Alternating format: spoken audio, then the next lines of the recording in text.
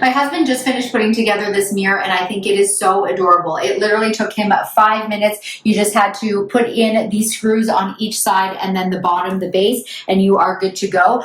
This can actually be moved depending. So if you're sitting here, you have this like on your desk and you can move it so it can position to, see yourself better. It is plugged in. So there is, of course, comes with the plug, but the plug here is at the back and that is where you are going to get your power. So no batteries are needed, which is great. And then right on the mirror at the bottom, you actually have your button. So you have your power button. So we're going to go ahead and turn that on. And you have your 3 different settings. So you've got your warm right here, you've got your bright, and then you've got your bi-color. And then there's also another little button here on the side that's going to change the intensity. So when you just hold it down, you can make it really bright. And then now I'm going to hold it down again and it's going to really dim it. So again, depending on, if you're doing your makeup or whatever you're using this for, I think this mirror is really great. I love that it does stand on its own. So maybe you don't have the space for one of those big, massive vanities. That is obviously going to be better. And then of course, you can just move it around to position it how you want. It also comes with a little,